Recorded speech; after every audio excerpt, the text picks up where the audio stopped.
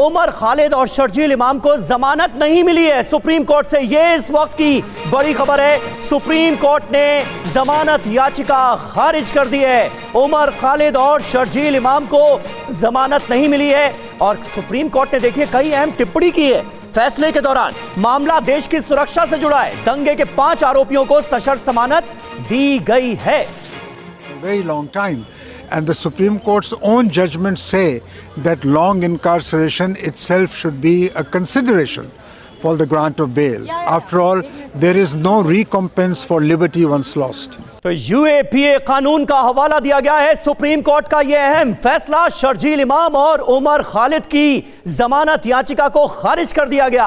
पीयूष पांडे हमारे संवाददाता इस वक्त हमारे साथ मौजूद हैं। पीयूष, जेल में रहना जमानत का अधिकार नहीं हो सकता, यानी कोई शख्स अगर लंबे समय से जेल में रह रहा है तो यह जमानत मिलने का अधिकार नहीं हो सकता। यह बहुत अहम टिप्पणी सुप्रीम कोर्ट की सामने आई है। क्या हुआ इस फैसले में और क्या अहम बातें हैं, जरा बताएं। बिल्कुल समीर, देखिए सबसे अहम बात यह है कि सुप्रीम कोर्ट ने यह कहा कि जो अभियोजन पक्ष के पास सामग्री है, यानी कि जो एविडेंसेस हैं उनके पास, वो सभी ये स्पष्ट करते हैं प्रथम दृष्टया कि जो शर्जील इमाम हैं और उमर खालिद हैं वो इस मामले में संलिप्त हैं, आरोपी हैं और उनके खिलाफ आगे जांच की जानी चाहिए। और इन्हीं आधारों को ध्यान में रखते हुए सुप्रीम कोर्ट ने साफ तौर पर उनकी जो बेल की मांग थी वो खारिज कर दी है। बाकी जो अन्य 5 आरोपी थे उनकी जमानत को मंजूर सुप्रीम कोर्ट ने कर दिया है कंडीशंस के साथ में, और उन कंडीशंस को अगर वायलेट किया जाता है तो उसके बाद लोअर कोर्ट के पास भी ये पावर रहेगी कि वो जमानत को रद्द कर दे। लेकिन इस मामले में अहम ये बात है कि सुप्रीम कोर्ट के वाकई कई पुराने फैसले हैं जिनमें ये कहा गया है